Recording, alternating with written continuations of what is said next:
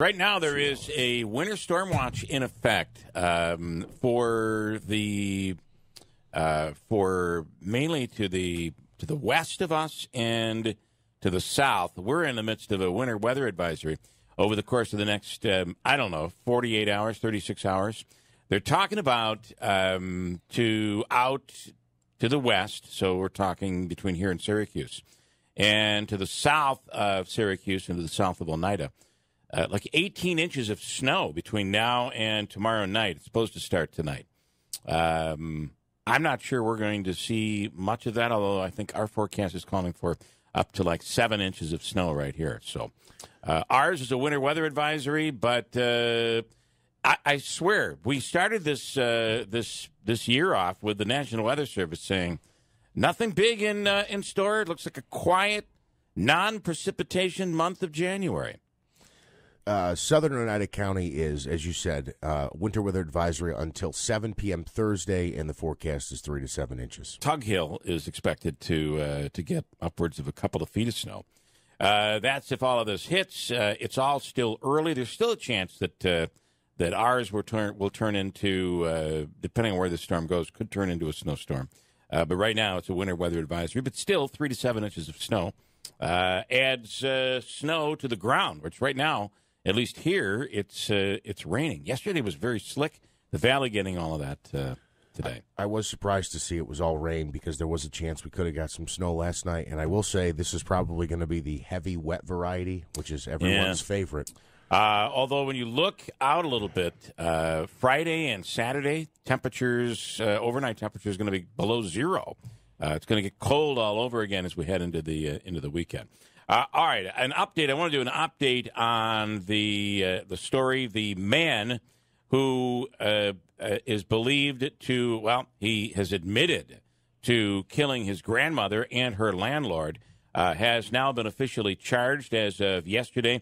And here's the quote when he was arraigned yesterday. Are you ready? This is a tough quote to even listen to. Mm-hmm. I did do it. I did chop her up. I didn't only chop her up, I chopped my landlord up, too. What in the hell is wrong with this person? Yeah, it's quite shocking. And, you know, I don't know who posted the picture. I believe it was KTV posted the picture from Facebook. The kid actually, to me, looks normal. Young. Good-looking kid. You know, that, by the way, the shot they posted was his last mugshot. The last time he had been arrested. Looks completely normal and healthy, and you know, actually, to be honest with you, when I first saw it, Andrew has a cousin that doesn't look, looks almost just like the kid. So I saw it, and I just couldn't believe it. His name is Nathan Aubain. He's only 29 years old, being held without bail on 2 counts of first-degree murder. Police discovered the body of 90-year-old Catherine Aubain, his grandmother, in Clayville late Monday night. Some of the dismembered remains, so part of the landlord, some of her remains were in Clayville. Other remains were found on Albany Street in Utica. According to the DA, we're still interviewing family members trying to determine a timeline on who last had contact with them. That's what Scott McNamara said. But it is they actually also had to have one of those things they put on their face, like a face guard, and they would do that for people who might bite or people who suspects who spit. Mm-hmm. So clearly, this is somebody that there's something really going on here. Yeah, it's shocking and terrible. And again, I don't know what you do. You know, you told the story about someone you know and had brought the individual home after had contact with him. I don't know what. Tried to help him get a job, and he seemed to have had some sort of a crazy breakdown recently, and they had to take him home from the job he was working, and here we are with what occurred over the weekend. It's really just terrible. Anyway, we'll get to more as the morning goes on. We will talk to Mike Curley, Sergeant Mike Curley with UPD, and the latest on that, along with the other case where the off-duty Albany police officer, that investigation is continuing. He shot and killed somebody on Monday morning Authorities say that was in self-defense, although he was charged with soliciting a prostitute over on Lincoln Avenue. Congressman Anthony Brindisi is on later this morning. We'll get reaction from the president's speech, and I have some audio on that. Of course, the president last night had an address to the nation. Nagel in with a buried Acorn Brewery, and he's talking, this is interesting, it's beer and politics. Ryan Nobles from CNN will get a take on all of this. Some of the audio from last night. The president did have an address to the nation. He delivered his primetime address on illegal immigration and the shutdown, calling it a humanitarian crisis. He said illegal immigration strains resources, affects jobs and wages, and talked about illegal drugs. Here's some audio. Fellow Americans, tonight I am speaking to you because there is a growing humanitarian and security crisis at our southern border. Every day, Customs and Border Patrol agents encounter thousands of illegal immigrants trying to enter our country. We are out of space to hold them, and we have no way to promptly return them back home to their country. It is a different message from the president this time, as opposed to the wall. I don't think he really even mentioned the wall during the entire speech. He's calling it a steal, and this is for the Democrats, by the way. The Democrats would like it to be steal, so he's gonna honor their wishes. And meanwhile, the Democrats are looking at each other like, what's he talking about? The steal? We don't know what he's talking about. Anyway, that was followed by Nancy Pelosi and Chuck Schumer. And what can you explain why they decided to do it as a team effort? I don't know. And by the way, how big was the deer Chuck Schumer was looking at? Or the headlights of the car? I mean, you know what I'm saying.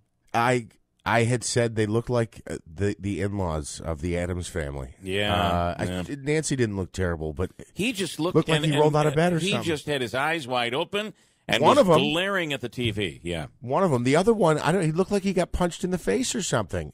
He looked terrible. Here is the response from Chuck Schumer.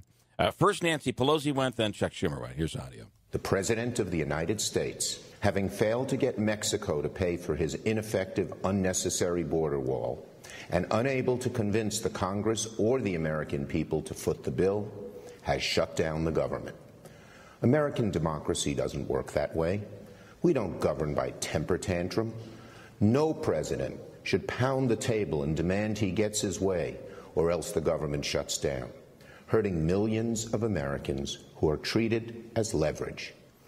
Most presidents have used Oval Office addresses for noble purposes. This president just used the backdrop of the Oval Office to manufacture a crisis, stoke fear, and divert attention. Depending on who you watched, and I flipped around all the channels as it was all going on and the aftermath. And depending on who you watched, you get pretty much what you might expect. On Fox News, Hannity was praising the president, apologetic for the president. The problem you have on Fox News is Chris Wallace really delivered an unbiased account of the whole thing. And when you take a look at this speech, and only time will tell on this, it really wasn't about the wall. It wasn't about the shutdown as much as it was the president trying to win the favor of pointing the direction of blame towards the Democrats. He's trying to win favor so that the Democrats will have no choice but to come to the table and cut a deal. My take on it is he didn't accomplish that, and that's really the same thing Chris Wallace said. Is that he had to find a way to look at the person that was more responsible in the room, and I don't think that he did. Instead, there was a lot of talk about any crimes that have occurred, a lot of what Democrats would call fear-mongering. Time will tell, but I as bad as this sounds, I think Pelosi and Schumer, as crazy as they looked, and they looked crazy, they stayed on message where I'm really surprised that this was the message. And it wasn't the president's message. This was written for him. Yeah. I was really surprised that was the message. I would have rather have seen, and really was hopeful that the president was going to be the guy to say, here's how we solve this. Everything's all laid out. Here's what we need. Here's what the border control people down there are without. And here's how we can get this thing done. Instead, that was not laid out last night. Yeah, I was kind of surprised to hear him talk about drugs. That was I thought, I actually said to Andrew, I said, I guess we're going to fight the war on drugs all over again. There's a couple of serious issues going on there. I wasn't surprised he talked about the immigrant who killed the police officer recently. I'm actually surprised he didn't hit that message even harder. But, yeah, he was talking to his base again. He's stuck on this idea that part of the reason he was elected was to build the wall.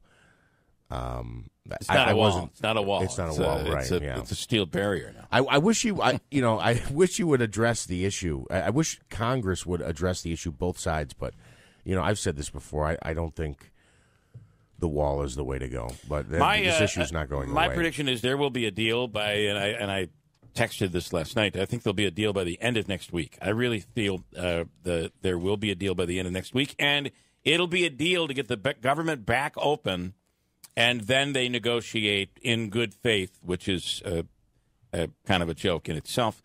I do think that the Senate and the House is going to end up coming together to get the government back to work. This Friday, by the way, is the first day that several employees, federal employees, will not be getting checks. So, and the other thing is, it did get kind of. Did you notice this is the first time in a long time the president has had the breathing issue. He gets into a speech, and there's some sort of a breathing thing that goes on. Did you notice it? I didn't hear it. Okay. I do have a little audio. It was about towards the end of the speech, and I don't know. You listen to this. That's not the space shuttle taking off. That's it was just kind of an odd, and I don't understand. It's almost as if he gets, and this happened a lot when he was doing a lot of speeches on the campaign trail. Yeah. It's like he gets dehydrated, and there's a difficulty in breathing. That's interesting. But go back and watch it, and you'll see what I'm talking about. Of course, as my wife says, the reason you can hear it is because you have to have the TV up so loud. Why is the TV so loud? I like to feel it. I like to feel the bass, the boom of the TV sound system. Hosting Clemson tonight, Davey? Are they at home or are they on the road? Nope, they're at the Dome hosting Clemson. That's tonight's game, and it is going to be on, depending on where you are, WSTM out of Syracuse and WPNY, that Me TV it'll be on, which is what, Channel 13, 12 or 13? Yeah, where I live in Rome would be WSTM out of Syracuse, like you said. And they're a small, they're a favorite tonight, but it's pretty close to even. How about Syracuse football ending up in the AP Top 25 poll, number 15? That's pretty good and deserved. That might be the highest ranking they've had to finish off a season in a couple of decades. It's been a long time. Yeah, I think almost 20 years. When did they play Kansas State? Was that 01, 04? 03, I believe. 03. I believe after that victory, they were ranked number 14. Wow. Anyway, big deal for Syracuse. 15th in the AP poll in football. Syracuse basketball, of course, is not ranked. However, they're coming off a couple of wins here. And these next the next three games will be pretty telling, of course. It's Clemson tonight, Georgia Tech, and then Duke, right? Duke on Monday at Cameron Indoor Stadium Arena. Yeah. Let's see. Andrew mentioned Brindisi's doing these town halls. This is a pretty big deal. I think that he's starting out of the gate, right off the bat, doing all of those things, and the town hall thing was one of the things he was very critical of Claudia Tenney on. Mm-hmm. And how do you get reelected when you're in Congress? Well, you do things like town halls. I really think so. And he's starting in Binghamton, where that was a big part of his support. Yeah, and a lot of people in Binghamton or the Broome County area maybe felt a little bit slighted by the lack of town halls, being that she was a local representative of this area. But one of the things he emphasized is that he wants to do One a month in 2019 in every county in the district. So that's his goal. David Wright, we talked about Wright at the end of the program yesterday. Looks like he's taken a position in the front office, or is he in the club? Where is he? What's he going to be doing? I don't think he'll be in the dugout. I think this is like a player development type thing. They're calling him a. By the way, I see him, and who knows? But he looks like somebody who you might see at some point managing down the road. Interesting. It would be. And this could be the start of that career, keeping him with the Mets. So I believe this is he's listed as a special advisor. I think he's going to be.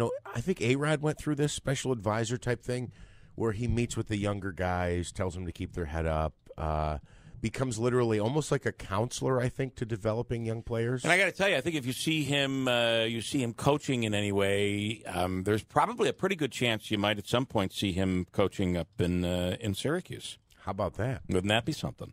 Anyway, that was kind of interesting news.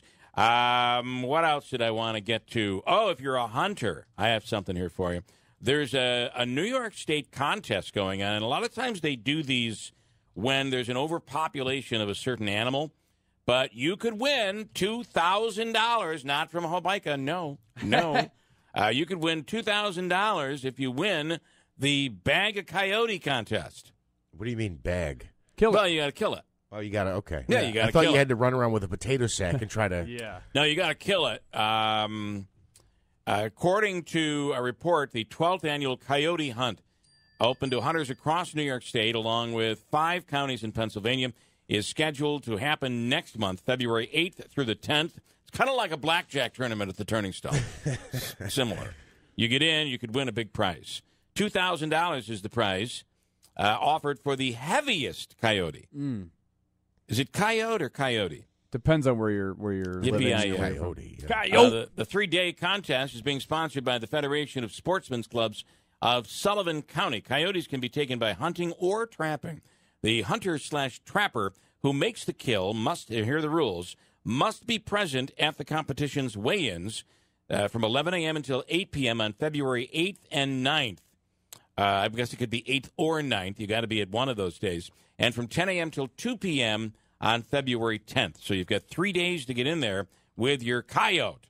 Eligible coyotes must be taken during the 3-day contest in New York or Pennsylvania counties of Pike, Susquehanna, Wayne, Lackawanna, and Monroe. They can be killed either by shooting or trapping them. Yes, PETA already has a billboard campaign ready to go. In opposition. What was the movie? The Coyote Ugly? Coyote Ugly. Remember that? Yeah. They'd like to bag one of those coyotes. Hey, There you go, Andrew. There you go. Hey, Yeah.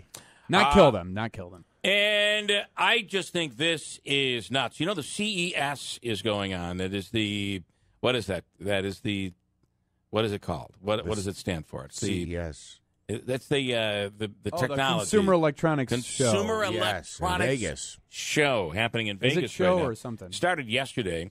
And there's a new. They debuted another new thing. Yesterday we talked about the the clothes folding device.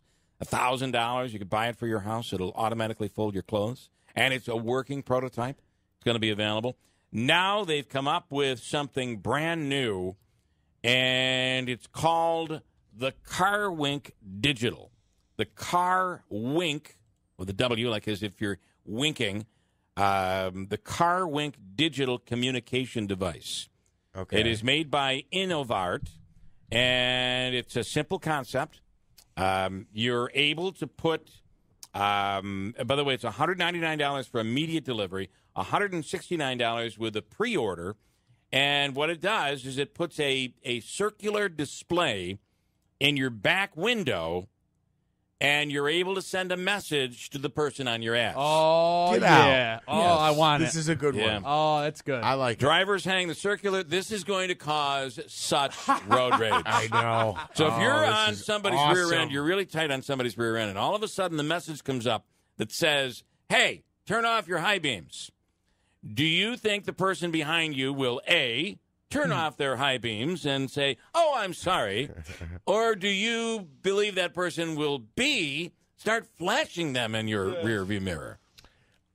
Sometimes this is a little naive. Sometimes people don't realize their high beams That's are on. true. This would be perfect for me. I've wanted something like this forever. On Mohawk Street between Whitesboro and Marcy, the speed limit is 55. I know. 55 miles an hour. But you wouldn't get a message to the person in front of you. No, you go around them. You can go around them Oh, and yeah. slow down Speed and up. put on the back screen, it's 55! And what are they doing? Stop going 30! Okay, they're going slowly, very slow. Yeah. All right, Joe Lode. Also, I think, too, I want to thank people because when they let me in, I flash my hazard lights, and sometimes that's, in street racing terms, it's like a, hey, gotcha, beat you symbol, but really I'm just trying to say thanks for letting me in. So to have that little, Just hey, put thanks. your hand up and go, thanks. When it's 30 blowout. And the easy. And when the reason they're calling this the car wink is because they're trying to make sure that it's not offensive. But it's like somebody would kind of wink at you and say, hey, there's a person crossing the walk there. There's a crosswalk person. I can't go. Cop ahead. If you're, they're not promoting that, but that could be that. if you're at the light and all of a sudden the light turns green and the person's honking behind you, what I'd like to say is, hey, there's an old lady crossing here. Right. What's wrong with you? Or a middle finger emoji. Or, come on, I'm texting. Yeah, that's it, too. Can't you see I'm busy? Can't you see I'm doing something here? Go around me, moron. Anyway, these are a lot of preset messages. Like the message would be car wink, pedestrian crossing. Okay. Oh, okay. So they're presets. Right. Some of the preset messages and animations don't seem useful. It's all voice. It's voice activated. So you would say like you'd say, "Hey Siri," or you'd say, "Alexa." That's your command to get the device to listen to you. The command here is car wink. So you'd say, "Car wink, party time." The device will display an image of what appears to be a dinosaur wearing a hat and waving a flag. I don't know. I don't know what that's supposed to mean. Others like the ability to tell a car behind yours to turn its high beams off. That can be done as well. Car wink, turn off the high beams. And it would say, "Excuse me, your high beams are on, moron." That's an added display. Anyway, the device is selling for $199 if you want to have it delivered immediately, or $169 for a pre-order with an uncertain timeline of delivery. Okay. So there's actually one that's the party time thing that wasn't a joke? No, they have guys are going to use this to pick up women. If you look at it, this is what it looks like. All right, so it'll reflect onto the turn off high beam is what that says. I see. Okay. Yeah. And that will project onto the back windshield, or that's going to be sitting no, that in would your back actually windshield? be in your back windshield. Got it. Okay. Right? I'm assuming impeding your view. I don't know. I'm a little disappointed with that, I'll be honest with you. The flyer here says, "Say hello to Car Wink." That's now. How long before someone does? Remember, they would have that little button box, and you'd hit the button, and it would say something offensive. It was like a little speaker box. Do you remember those? This had to be like kinda, yeah. 20 years ago. They were, it's kind of like that was easy, but it would say like, you're an idiot. Yeah. Remember the Jerky Boys? I think it was they had a Jerky Boy version of one. Okay. It's kind of like that's what this is kind of like, but it's a visual, and it goes in the car. How long before someone comes up with an offensive one? I'm telling you, I that's why I'm disappointed in this. With and the I'm middle not, finger, or right, yeah. Or your girlfriend's ugly, or to do the road rage thing. No, that's stupid. But hey, I mean, your mama's so fat. One of those type things. No, but one that says stop texting. Put your phone down. Yeah. Pay attention. Stay in your own lane. Yeah. Meanwhile, go 55 on Mohawk Street for crying out loud. I don't know about anybody else, but on. I've actually learned Morse code using my high beams. And I can say things like, mind your own business, all in Morse code. Now, I'm not sure the person in front of me understands, but that's what I'm doing. What? My lights are on. Yeah. Stop flashing me. Let's see. Oh, and there's one more here, and this kind of goes in line with all of this. The hope is that this type of device would avoid road rage. Police in Western New York say a 19-year-old man attacked a car with a hatchet after becoming enraged at another driver on the highway. 4? Does it say why? Well, does it really matter? It does. It does? If someone's... Do you think there's anything in the world... Okay, no. Just for the record, that could prompt you, for instance, to grab your hatchet, which is conveniently sitting right there by the shifter, to grab your hatchet, get out of the car, and start smashing the person's vehicle in front of you? You're absolutely right. Okay. That's totally unacceptable. But I'm just curious to know... Well, here we go. Police say Jacob Slade became angry after a driver turned in front of him. Okay. Boy, you got to be really intense, yes. Right? You've got to be having a really, really, really bad day to take the step of getting out of the car and going after somebody else's vehicle with a hatchet. Yes. You're just lucky you used your blinker. This would be in your skull. The beauty of the hatchet is that you can use it just with the hand. So whereas an axe, a lot of times you've got to get that axe. It's got to come over top of the head. Yeah. You can do great damage, but you've got to really exert yourself. With a hatchet, you just cock your arm back and you're smashing away. Quick hacks as opposed to You can do quick hacks. You can do. You're shots. absolutely right. Yeah. Mm-hmm. So anyway, investigators say Slade chased after the vehicle, cut him off, got out of his car, and attacked the other vehicle with a hatchet. Wow. He faces charges of stupidity, along with felony criminal mischief and menacing, according to WKBW in Western New York. Deservedly so. So there you have it. He's being held on $1,500 bail. What an idiot. By the way, today is also National Law Enforcement Appreciation Day. And I have to tell you, in our area, they've been quite busy. We'll speak with Sergeant Mike Curley, UPD, on the latest with this 3 homicides in Utica. Coming up next to WIBX. Democrats are introducing, with Gabby Giffords, the universal background check legislation. Okay. Oh, you're going to see a lot of that in New York State. The Democrats have complete control in New York State. There's carte blanche. A lot that's going to be that's going to happen. It's going to certainly raise some eyebrows upstate. All right, this horrific homicide. We're getting to learn more details. When he was arraigned, the suspect said, and I quote, "I did do it. I did chop her up. I didn't only chop her up. I chopped my landlord up too." And that is 29-year-old Nathan Aubane, who has been charged with a double homicide. Sergeant Mike Curley is with UPD. Boy, we have to be talking about mental illness here. Good morning, Mike. Good morning, Bill. Yeah. I mean, I'll certainly leave that to respect to the district attorney's office as it's in the court phase to determine, I guess, the portion of how to craft their prosecution as well as the defense attorneys. But I don't think there's any doubt that there's some kind of mental illness going on. Was he was he yelling Jesus Christ during the apprehension? Not during the apprehension. From my understanding, he just made some admissions, as we stated yesterday, with respect to the condition of the bodies and the fact that he had killed some people. Yeah. But from my understanding, throughout the process, he has been saying things of that nature. Okay. So as if he was told that this is what he had to do. Do we have any idea why he did this to his grandmother, why he did this to his grandmother's landlord? Again, I think due to the fact that it's in the court phase, and I don't want to be the one to hinder or assist in any prosecution or defense. I think we'll leave that kind of stuff out. He did. I will say that the statements he made in court are somewhat consistent to some of the statements that he made to us during the interview, and I think that's about all I can get into. One thing I will ask you on, and this is in the OD today, is that he claims that she tried to touch him sexually, and he said he had enough. Did you guys get any of that? Yeah, but I can certainly say that there's no prior reports to that, and whatever claim that may be, the veracity of such, I guess, there's needs to be investigated. This is the first we're hearing of it as a historical context with the two of them. So if you can just talk a little bit. So he was, obviously it seems we've learned that he buried his mother or his grandmother in Clayville. A portion of the landlord, because the body was chopped up, a portion went to Clayville.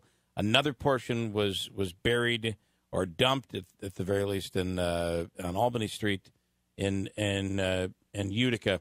This all happened on Sunday. Then he drove his vehicle into a telephone pole. we believe maybe to hurt himself. Then he goes into an induced coma. But as of yesterday, he was able to come out. How bad were his injuries? And give us a little timeline on how he went from being in a coma to being able to be arraigned yesterday. So I'll give you the timeline of what we located and where we located it, and then I'll get into these injuries. So initially, about 8 p.m. on Sunday, we get to 1147 Tilden Ave, where we locate some remains of Jane Wenka. Then about 6:30 in the morning on Monday, we then locate the remainder of the remains of Jane Wenka on Pond Lane at Albany Street. And then midnight the following day is where we locate Catherine Albane in Clayville. So we had 3 different scenes, 2 different sets of remains, and but both bodies, they weren't commingled, I guess. You know, they were each in their respective locations. All right. And the injury, from what we understand to him, was he had a severe laceration to his head, and I think as an abundance of caution, more so than the nature of the injury, the hospital, and due to his assaultive nature, he was placed into the inducement. So I don't think there's any permanent long-lasting injuries, as far as I understand from the hospital, but he did receive a head laceration and some other contusions. And why the mask on the face? Was he hurting himself? Was he trying to spit at sheriff's deputies? Do you have any idea? Yes, from my understanding, and especially I know that at the station he was actively spitting, I guess, extreme amounts of music and phlegm at the officers.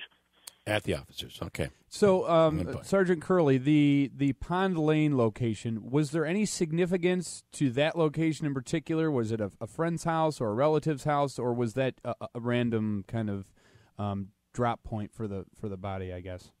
Yeah, from what we've learned, neither location, Pond Lane nor Clayville, had any imminent significance to the investigation or to him. And unfortunately, the Pond Lane was literally just on the side of the road. It wasn't. And then wasn't in a location. One more, Sergeant. One more thing before we let you go. This is mind-boggling to me that I saw in one of your interviews. This was 3 years to the day of the My mom was Bumbelow telling me that. the Bumbelow massacre that happened in Utica. Yeah. I mean, exactly. I don't know if there's significance to it, or unfortunately, we have an unlucky day in Utica on January 7th. But, and that, of course, also involved decapitation. How is it that those 2 horrific crimes, probably the worst we've ever seen, happen on the same day 3 years apart? How does that happen? I mean, I would hope it would never happen ever on any day. I know. Yeah. To have it on the same day is about the strangest coincidence I think you could find, as far as this kind of stuff goes. Wow. Sergeant Mike Curley, UPD, thank you for the time. We appreciate it. Thanks so much. Guys, thank you so much. Right. And we'll talk again on this. This is just a terrible story. And that was a detail I was talking with my mom about yesterday. It has to be that he knew the date, and this had... Otherwise, how does that happen coincidentally? It's just crazy. I want to switch to Rachel Sutherland from Fox News. Good morning, Rachel. The Democrats making some waves, and not just on TV from last night. Good morning. Hey, good morning. Right. And not only the Democratic response to the president's address, but also yesterday introducing gun legislation. This would expand background checks to include gun shows. And this is all on the anniversary of the shooting of Gabby Giffords 8 years ago at a campaign stop. And Nancy Pelosi introducing this legislation. I believe it still allows for no background checks for transfers of weapons, say heirloom-type things between family members. It is something that in recent polling is something that even gun owners often say, listen, we understand there are background checks. There is a bit of a loophole there. At least I've heard here gun owners saying I'd be okay with that because in New York State our rules are, the laws and regulations are pretty tough. However, as you get to these states that don't have any regulations, it is incredibly unpopular. Absolutely. You're right about the geographical differences. And still, the National Rifle Association taking a pretty hard line on this legislation and similar proposals, saying that they're ineffective, they don't work, they won't stop the mass shootings, pointing out that the man who shot Gabby Giffords had passed a background check. So there's that argument to be made. But, yeah, you're right. Where you go in the country really makes a difference as to how people perceive gun legislation. Democrats were expected to introduce these types of proposals, not clear exactly where they'll go in the future because Republicans may not jump on board. I mean, they could make it through the House, very likely, and not make it through the Senate. And I want to, Joe, go slightly off topic because I just heard your report at the top of the hour. I find last night's presidential speech and then the follow-up, the response by Democrats, to be somewhat surreal. It was interesting that Pelosi and Schumer decided to do this as in a team effort. What's been the fallout so far today? Have you heard anything in terms of how people are reacting to last night? Well, I think that people are dug in on both sides, and you're right, though, that picture of Nancy Pelosi and Chuck Schumer before the American flags, it just has gone all around on Twitter as kind of a meme. Yeah. Look, both sides appear fully entrenched. I don't think the president really had anything really new to say. The one thing that stood out looked like a firm offer for a slat steel wall as opposed to, an absolute concrete wall. The Democrats seem to be completely dug in. The president's actually heading over to Capitol Hill early this afternoon, and he's expected to meet with Senate Republicans and then later today with Democrats over at the White House. But still, I mean, here we are coming up on the longest government shutdown in history, 21 days is the record, and no end in sight. And Friday is the day where checks don't go out. So that's right. It'll be an interesting weekend in that aftermath. All right, Rachel, thanks so much. We appreciate it. Thanks. Rachel Sutherland from Fox News. Quick break. Coming up, we'll do our free money question of the day from the Hobica Law Firm. It this morning is worth $100 in cash. I've got a pretty good question today. It's a good one. And we'll get to it coming up from Hobica. Also birthdays. And Congressman Anthony Brindisi. We'll get his take on last night. And the fact that he's in the midst of starting town halls and his goal to communicate with constituents. It's all coming up here. Hold tight. Ryan, good morning. Good morning, Bill. You ready to go? This is for yes, sir. $100 from Joseph and Andrew Hobica, the Hobica Law Firm, 315-724-1600. This is an easy one, I think, and all you got to do is come up with the answer within 7 seconds, okay? Thank you. $100 on the line. Here we go. Mrs. Clara Peller, God rest her soul, had 3 favorite go-to words. What were they? Ready, go. Bill, I didn't hear what you said. Mrs. what? Okay. Stop it. We're going to give him a second shot. Will we give him a second chance here? Mrs. You used an accent, so I don't know. Oh, it was my very bad British accent. Oh, okay. Hello, this bloody woman. Okay, here we go. Mrs. Clara Peller, God rest her soul, had 3 favorite go-to words. What were they? Ready, go. There's Big Ben. Where's Big Ben? Have you seen him? There's Big Ben. Where's that bloody Ben? Where's Ben? Everybody's talking about the tall man named Ben. Where is he? No, Clara Peller was famous for 3 words, and here they are. Anybody? You burnt me, Bill? Who done it? You burnt me, Bill? No. Where's the beef? Yeah. Where's the beef? Where's the beef? Yeah, it was 30 years ago today that they released the commercial. Where's the beef? Wendy's. So, listen, I'm going to tell you where the beef is, and it is at the 72 Tavern and Grill. Yeah. Where we'll give you a $25 gift card. You'll enjoy the food over there, and it's right at the Can I say hi to my son? My son's listening. Hi, Benson. You cannot. I'm sorry. We don't allow that here. No shout-outs on the radio. I think you should let him, just this one time. Nope, not going to do it. He's listening in the other room. All right. Well, it's Benson, right? Yeah, Okay. He's 3 years old. All right, Benson. Happy day to you. It's Wednesday. Clara Pella actually once asked, "Where's Big Benson?" Where's Big Benson? That's what she wanted to know.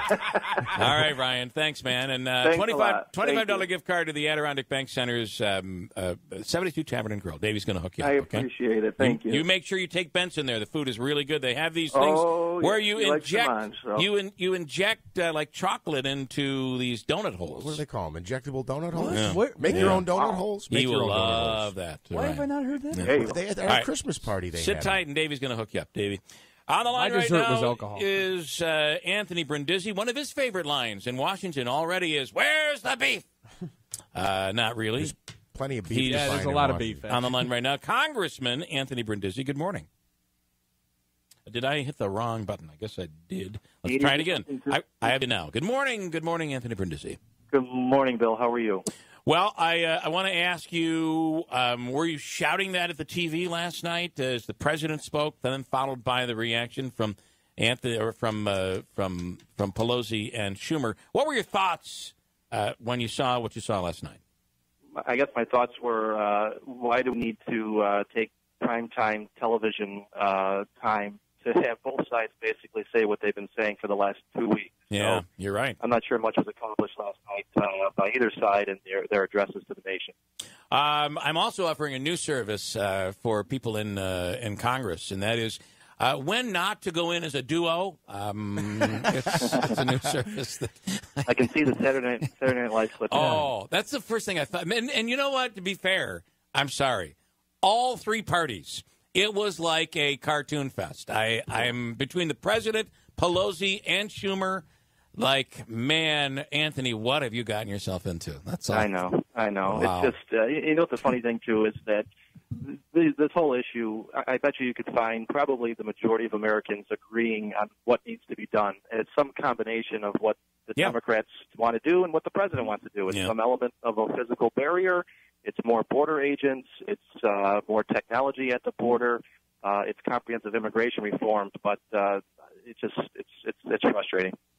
It is. I think last night was indicative of where we are as a nation when it comes to Washington, and why so many people are so very frustrated with the lack of anything, a lack of any bit of progress. And boy, it's tough to Manaski. It's tough to look at.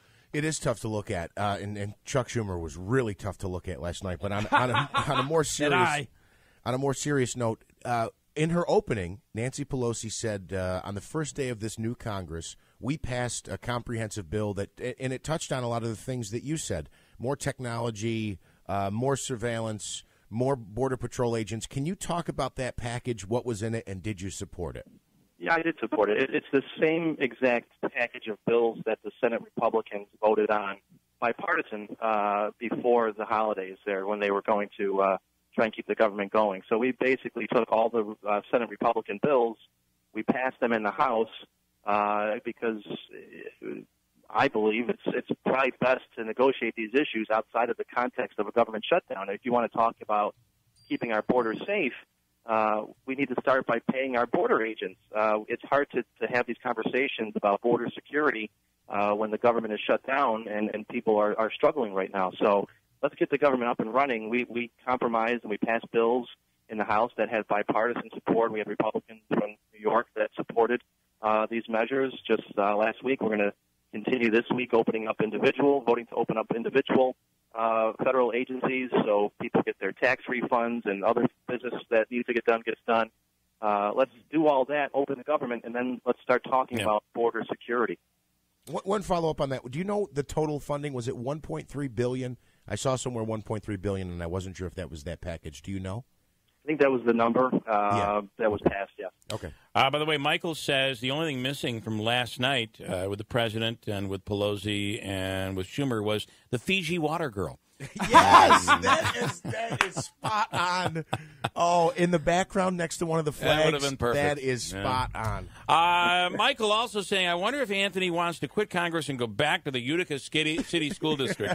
I mean, with all of this going on, there's got to be a little bit of, if you could just take from being able to work on a smaller level in local areas and local districts, local politics, whether it's a school board or a municipality, and just sitting down and trying to accomplish something, how much you can accomplish when your thoughts are to really solve a problem. And it's got to be somewhat frustrating. I want to switch gears, if I can, to something you made a promise to, and you were very critical of your opponent during the campaign, and that was really getting out and meeting with constituents.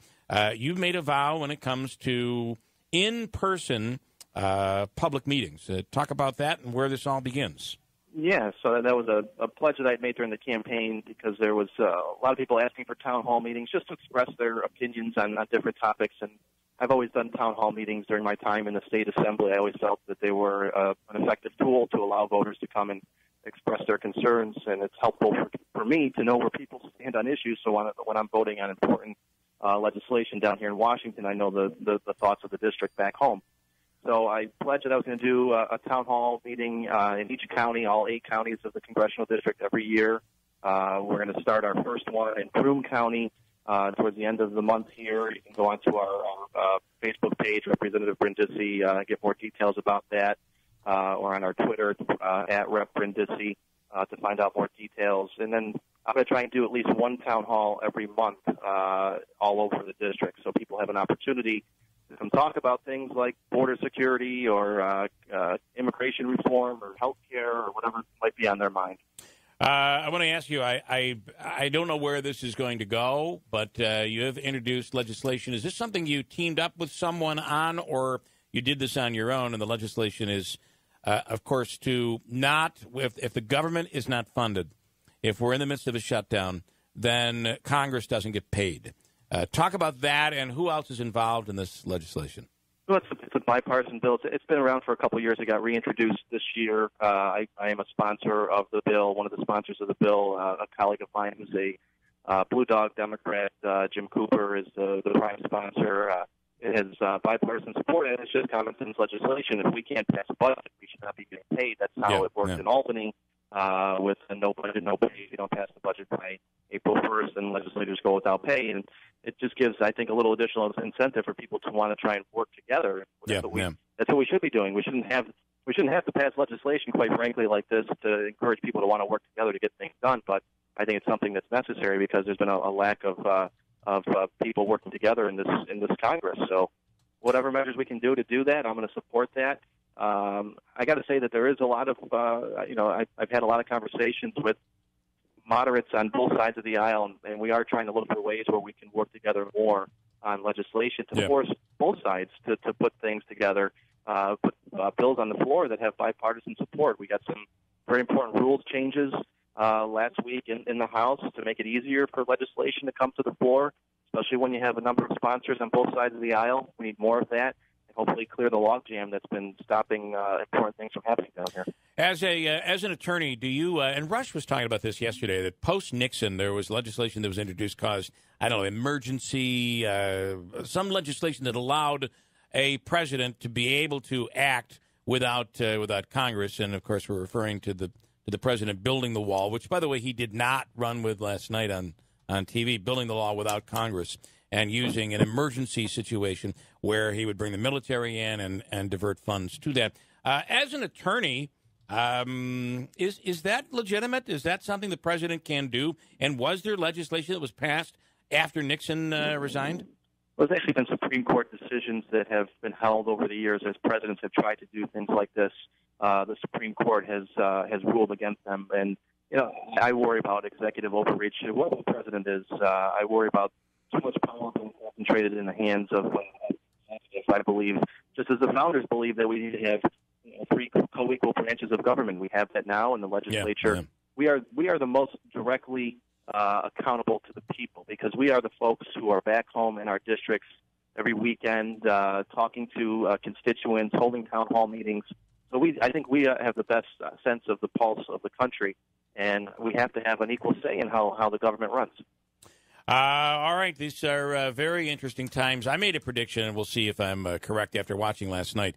I believe that a deal will be struck to open the government before, not this weekend, but next weekend, based on their compelling arguments, very compelling arguments last night.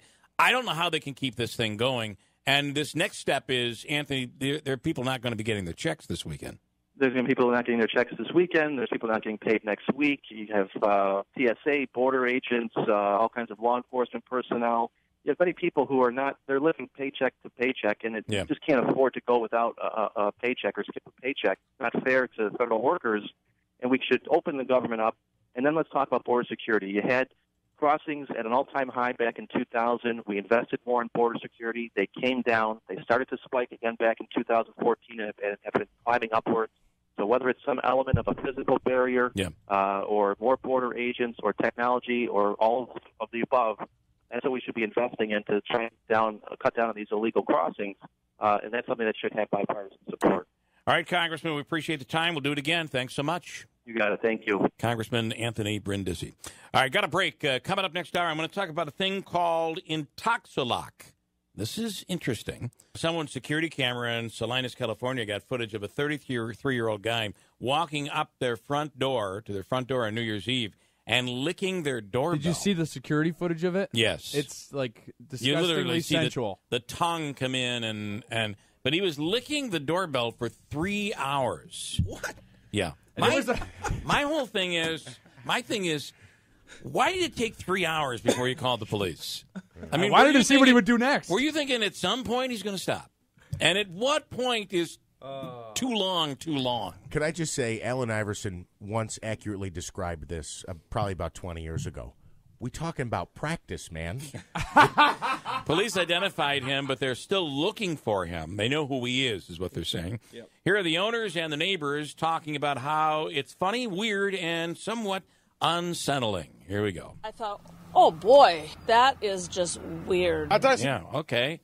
Hello? Yeah. Yeah, it was weird the first 2 minutes. He's licking your doorbell camera. Oh, but now this takes a cake. Never have we seen anything like this. Never. I thought, boy, there's a lot of traffic. I go, 5 o'clock in the morning. My son doesn't get home till 6 o'clock. I go, that's kind of odd. So I started reviewing the videos. Well, who the heck is that?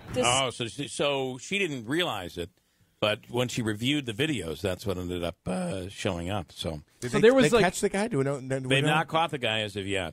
So they have one angle where Bill said where you can see the tongue, but then they have a second camera where you can see. So it's a side view, but he keeps like looking at the camera and he's like licking the camera to the side. Okay, prank. I get it. But for 3 hours? For 3 hours, that means it's not a prank anymore. There's something deranged here. Yeah. It does remind me of the scene from Happy Gilmore, if you remember, with Adam Sandler. I'll give you the old smoochy smook, kissy wissy. You know Happy's gonna make everything okay. Happy Gilmore, of course, thought his girlfriend was on the other end of the camera. And then it was the Asian lady, and then she came up to the night closes in. He starts singing it. Yes, I knew you'd remember. Mm-hmm. Nagel is in studio here. Good morning, Nagel. Good morning. Good morning. So, beer. What have you brought in first? Let's start with that. And there's a direct connection, you say, to politics and beer here today. At this time, there is, sure. And we'll get into it. I guess there always is. Okay. Politics go really good over beer. So what I brought in here... Was it Bush or Obama? Who's the one that had the beer summit? Obama. It was the beer summit with the guy. But Bush was the guy you want to have a beer with. And who's the one that... you're right. I mean, there's something about George W. Bush where... he would be everybody's friend. I think you'd love to have a beer with him. Wasn't Boehner in the beer summit? And the other one that you'd want to have a beer with is, what's her name, who was doing the beer thing the other night? Elizabeth Warren. No, she drinks Mick Ultra. Wasn't that the most awkward thing you've ever seen? And really like a bad commercial for beer? Absolutely. Oh, my God. She looked like such an idiot. I need a beer. I'm going to go get me a beer. And then her husband's like, her husband is completely embarrassed because he's like, no, I'm going to hold off a little bit on it. We drink Johnny Walker Blue, Johnny Walker Blue. Oh, I doubt they do. But the only thing missing from that skit, and I'll call it a skit, was and that better end up on SNL too. Him dropping a straw in the bottle, right? Wouldn't that have been appropriate? All right, Nagel, what is this? This has quite a great aroma to it. Yeah, this is our Resolution Wrecker. Which that was very hard to say. A Resolution Wrecker. This, of course, is from Buried Acorn Brewery out of Syracuse. And it's 9.8% Bière de Garde, which is a beer to be aged. It's the only French. It's the only beer of French origin. And okay. Are you saying 9.8% alcohol content? Correct. Wow. Yeah. I probably shouldn't have had the third glass, but I don't think Andrews should have had the first. He's just downed his. Nice. That's good. So basically, we ferment this with our mixed yeast culture. Brettanomyces does a lot of the heavy lifting on it, and it starts out as a very high gravity brew. Obviously, we age it for a year in red wine barrels, so that's why you get that wine aroma. There's almost a little pucker when I so the yeast does give it a slightly sour finish, a dry finish, and then a little bit of a tart finish. You could taste all sorts of stuff in there, like plums, leather. A little bit of fresh strawberry. It's a really complex beer. Really good. It's very interesting. It's hard to put down. Yeah. But it'll put you down, so, But it will, so you have to be careful. And you brought it in as a growler. Is this something that's available in cans yet? No. Okay. It is going to be annually released on New Year's Eve for our New Year's Eve party every year. Now I'm nervous. So it will be released. Don't do that. I'm sure you'll be just fine. It will be an annual release for like a holiday type thing. And you're calling it the Resolution Wrecker. Thank you. And for good reason. Boy, wow, that is a very interesting taste. And a good sip would be a nice sipping beer, which is probably recommended, right? Yes. Yeah. All right. How does beer tie into politics? So because of the government shutdown, breweries are unable to get their labels licensed. So they have beer sitting in tanks that they can't sell legally. Really? And it's happening to us. We have 5 seasonals that we're waiting to put out for spring. And all the applications are sitting on an office desk at a closed office. Getting done. Wow. Yep. So TTB is the Alcohol and Tobacco Tax Bureau. Department of the Treasury is closed. So there's actually breweries in Syracuse that can't open on time because they don't have any licensed beers to sell. Wow. Yeah. And you say this is all because of the government shutdown. The shutdown. Yep. Yeah. Now, what happens over the course of the next few days is like paychecks will not. Last night was the deadline, so there will be many federal employees that will not get paychecks as of Friday. I do believe that you're going to see, because of the negatives that are coming out of this, I really believe you're going to see, at the very least, the Congress, the House of Representatives, and the Senate. I think you're going to see them cut a deal that puts government back in business, and then they vow to come up with some solution. Sure. Yeah. Now, will the president sign that, though? He could veto it. It's going to be the question. So, if it's happening in the beer industry, it's got to be happening elsewhere. Yeah, to tons of small businesses. Yeah. Anybody who needs government intervention to do sales. Yeah. And talk about your brewery. The brewery that you're working for is up near Destiny USA, and it's called the Buried Acorn Brewery. And it's about a year old, right? We opened in July, so we're not even a year old. Yep. So our spring seasonals, we didn't have spring seasonals last year. So everything that we were planning on selling in the spring and early summer is put on hold. So all that beer is in tanks. All of the product has been paid for.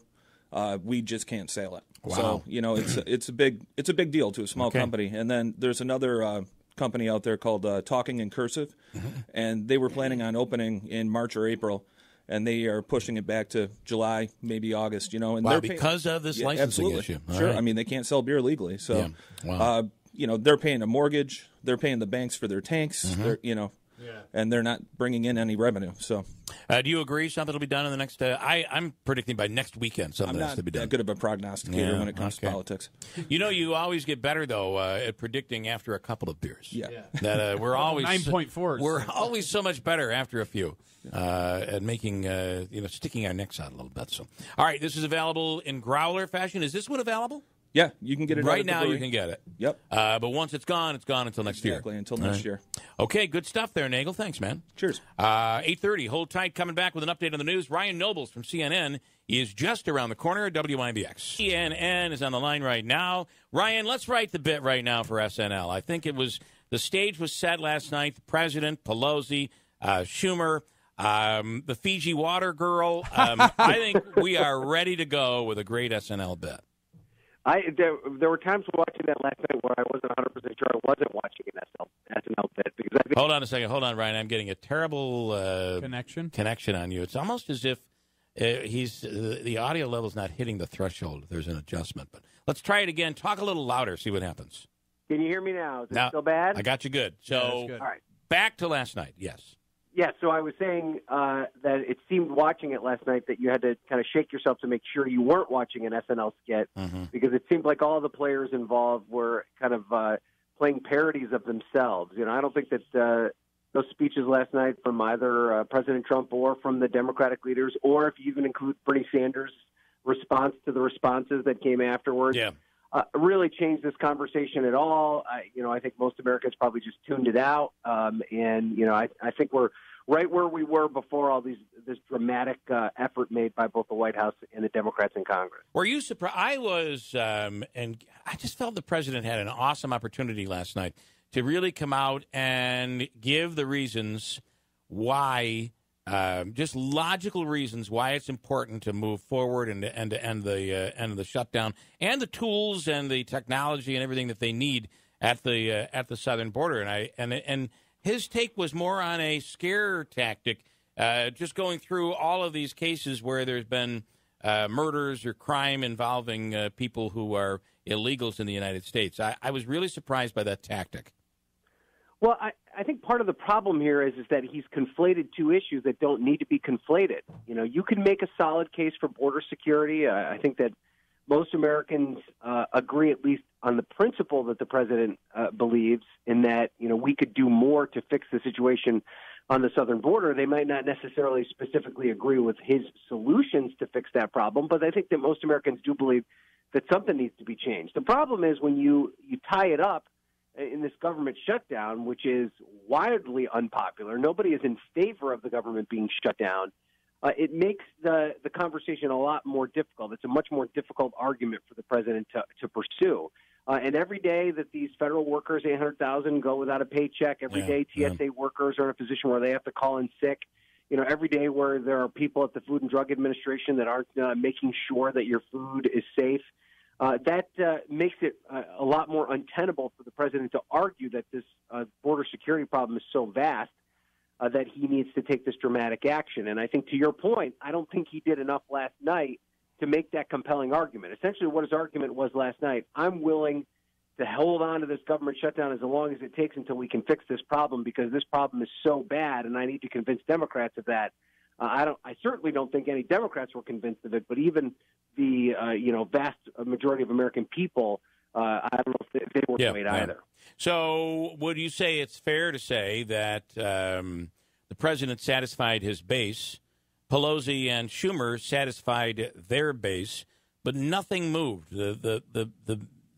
Nothing moved last night, after last night. Well, here's what I think, Bill. I think that the president himself, and if he had an off-the-record briefing with network anchors yesterday that was supposed to be off the record, but there's this new thing in Washington now where off-the-record conversations become on the record, because I don't know exactly how it works. But anyway, the New York Times reporting this morning some of what came out of that meeting, and it's what you saw there was a president that seems frustrated by this process. And I think he went through the motions yesterday because his aides basically convinced him that this was his last-ditch effort to really try and convince people. But I just get this sense that the president's starting to wear on him a little bit, that he seems to understand that this is becoming more and more difficult for him to try and sell to the American people. And I would not be surprised at all if in the next week or so he comes down in some respect and tries to cut some sort of a deal. Now, he's going to go to the border tomorrow for, which is basically a dog and pony show to try and convince people that, he's there and understands what's going on. But, the big thing for Donald Trump is it's never really about the substance of a negotiation. It's about what he can sell. Yeah. And if the Democrats gave him even something little, I think that would make him think that he could declare victory, that he would go for that. I just wonder right now if Nancy Pelosi believes there's any reason to even give him a fictional win that he can crow about, given the fact that she feels like she's in a position of power here.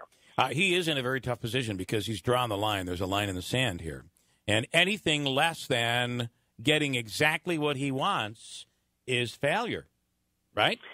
No, that's 100% right. And, I do think that there's a big portion of this that has to do with the heat he is feeling from the Mueller investigation. There was a ton of reporting yesterday that came out about, if you're talking about that collusion, there seems to be more and more evidence of collusion between at least his campaign and Russian government operatives. And, whether or not that extends to the president, I don't know if it even matters. So what is the significance of Manafort or somebody delivering polling numbers to this Russian operative? Yeah, well, I think first of all, what it shows is a direct line of communication between the campaign itself while the campaign was happening with one of the most important people in the campaign, with members of the Russian government. I think that, first, now you see a channel here. This is where information could be passed back and forth. Now, the argument about whether or not polling information or polling data is valuable, I think is an open question. But I can tell you, having covered campaigns for a long time, that the meticulousness that internal polling that they pay for, and the level of information that that individual candidates and campaigns collect on the voting public is a lot more vast than what you see in the public polling that's available to everybody else. And that's why, a lot of times you'll hear campaign aides say, well, listen, our internals tell us something much different. I've had numerous occasions where covering campaigns where the public polling tells me one thing, and then I have a campaign aide tell me privately off the record their internals tell them something different, and that turns out to be the case. And I think that in this case, we don't know exactly what type of polling data they were sharing with the Russian government, but that polling data could be the type of material that could be used, theoretically, to then mount some sort of social media campaign to disrupt the process. So, the decisions that were made by these Russian operatives in the campaign weren't just done in a vacuum. They didn't just go and, pour onto social media with talking points and efforts that they just guessed at. There had to have been some sort of a level of understanding as to what the American people were thinking that then led to that being effective. Now, I'm not saying that this is necessarily it, but if you're looking to extrapolate out why this could be a problem and could be criminal, that's one potential scenario. Andrew. So in reflecting on the speech and the response yesterday, and then speaking with Congressman Brindisi this morning, it kind of occurred to me that other than the president, Chuck Schumer, and Nancy Pelosi, there are a lot of lawmakers that seem to really want to get things done. Like, for instance, you had Senator Chris Coons on Fox News talking about the possibility of some border, and Joel Manchin that is talking about certain things. So there seems to be some bipartisan. Can we just leave President Trump, Chuck, and Nancy out of it and let people who want to get things done kind of talk it over? I mean, that's kind of where I'm at with this. I mean, it seems like now it's not even about the issue as so much as just Chuck, Nancy versus our President side Trump. wins. Yeah, that's right. Oh, that's 100% right, Andrew. No, you've hit the nail right on the head. I mean, this argument is not about substantive policy in any way, shape, or form. This is 100% become about either Donald Trump winning or Chuck and Nancy winning, and that scenario, the American people lose. Right. And you're 100% right. I know Chris Coons very well. I talked to him the week before the shutdown went down, and he, expressed to me privately that he was frustrated that his leadership wasn't going and basically putting the ball back in the president's court and saying, give us a Mueller protection bill, give us protection for the Dreamers, a DACA bill, and then we'll give you some form of a wall or barrier, whatever you want. He thought that they should use this as an opportunity to get what they want from President Trump, and the Democratic leadership isn't interested in that. I do think that we sometimes forget our basic civics when we cover American politics and American politicians specifically. There was all this frustration when President Trump said he wasn't going to sign the initial continuing resolution that would have at least kept the government open.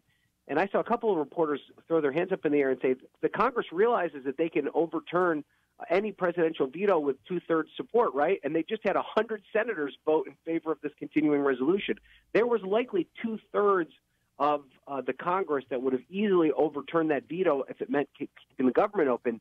But the leadership in both houses is scared to death of Donald Trump, both in an adversarial posture and in a cooperative posture, and so they don't want to rattle that cage. So, I do think that with each passing day, the power of the rank and file member becomes less and less.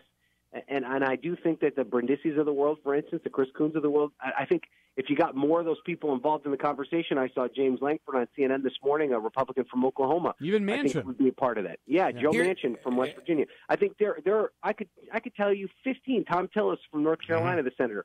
If you got these guys all into a room, they could come up with a deal that most Americans would be happy with, that would pass and would actually solve some of these problems. But the problem with that is that it doesn't allow the leadership on either side to score political points, which is kind of the situation we boxed ourselves into. I do think the only thing that matters is, by the way, West Canada Valley Central School has now gone from a 2-hour delay to closure today. West Canada closed.